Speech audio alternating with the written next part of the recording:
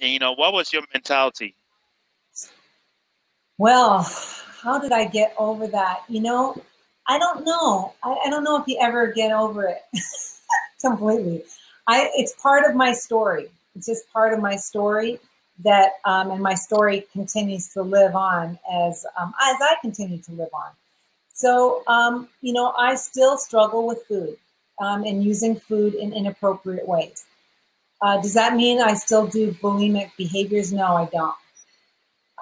But do I still have some of those poisonous thoughts that come in sometimes? Well, yes, I do. And but now I've just learned techniques on how to deal with those thoughts rather than trying to make myself wrong or bad or go off into a binge or something. I've created support for myself. I've got, like I say, techniques around helping people with that. And I find, and that's what I do. That's why I do this for a living, so I can help other people, and in turn, it really helps me. So I would love to say that that part of my life is over. But I wouldn't change it for the world because I learned so much about myself. I learned so much about how I think. I've learned so much about other people, and has given me a great level of empathy for the entire situation. I know people who don't know what it is or have never experienced addiction behavior for themselves have a hard time relating with it. And so I know that that's why I was meant to help people in that arena, because I experienced it as well. Yeah, and that's really awesome. And of course, you use martial arts as well to get to where you're at right now. So, like, can you share with us, about how martial arts can help those of us who are entrepreneurs as well, Mm. be successful for the better. Oh, that's such a great question. Well, because I really do believe that, and I'm actually working on some different things to be able to share that information even more concisely. So, I love martial arts because it's an amazing metaphor for everything else that goes on in life. And I'll give you a couple of examples. So, when you start off in martial arts, you know nothing, right? You're a white belt, and you've got to have you have this white belt mind, which means you're completely open to new possibilities and to learning. And you've got to have this white belt attitude, this open mind, in order to be able to let anything new in, right? Your cup's got to be empty so that it can be filled with this new information. And it's that same principle whenever we come up against any obstacle, whether it be in business or whether it be personal. Because if we think we know it all already, we don't have that white belt mind, then we can't learn anything new in order to be able to change the outcome.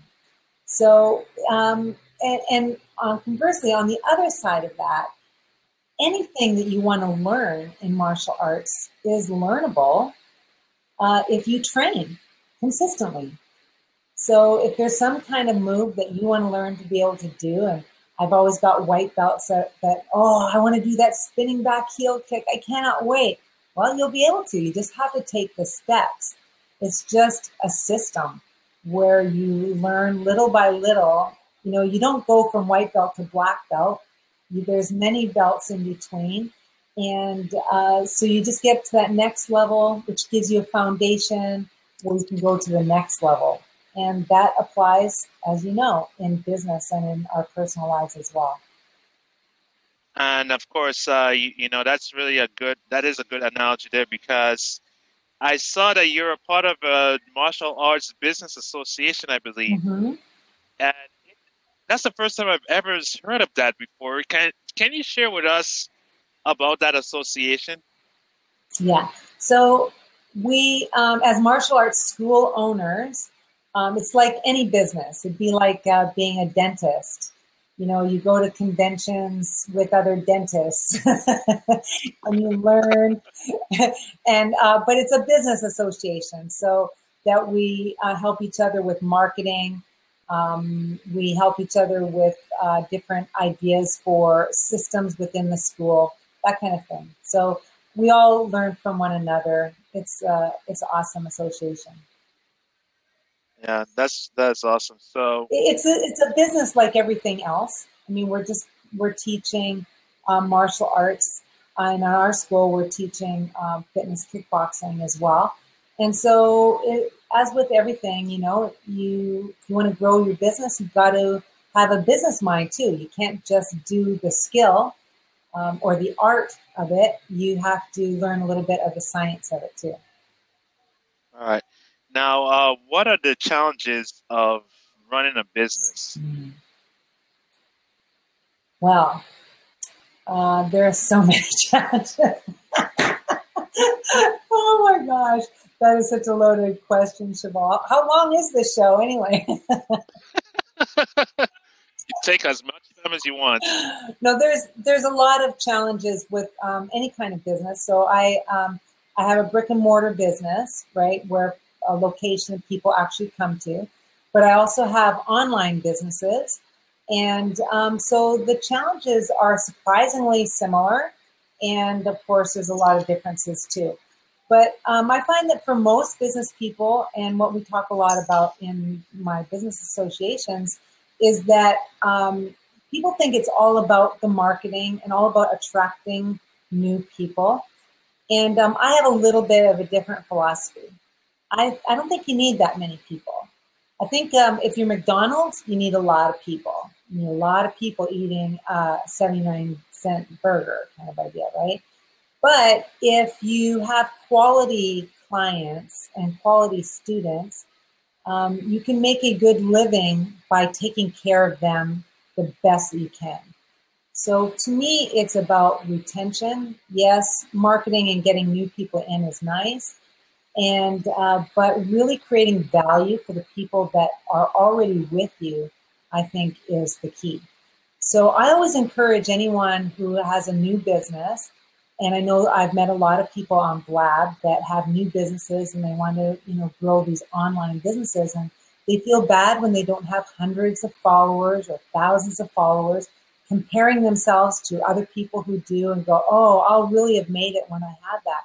It's not about followers, If you have 30 people who follow you, but they love everything that drops out of your mouth, that's much better than having 1,000 people who care less. So take care of the ones that, this sort of gets to, this idea that we all have something really important to share. It's something that I believe that was given to us by God, or, whatever it is that you believe, but that it was given to us. It's our responsibility to get that out there. And it might be the same content as what someone else has to share. In fact, there's very few new things out there, but the way that you have to share it is unique. And there's only certain people that can hear it from you. And in fact, they need to hear it from you. And so that's your job, is just getting in front of the people who need to hear it from you. They might have heard it 1,000 times from somebody else, but they couldn't hear it because it had to come from you and from your experience and with your heart and with the way that you're able to communicate. That really dives into the way they can hear it. You understand what I mean by that? I do. Yeah. So that's the key, really, in my opinion. Would I love to have thousands of followers and have a really big influence? If that was what's meant to be, I would love that. That'd be great.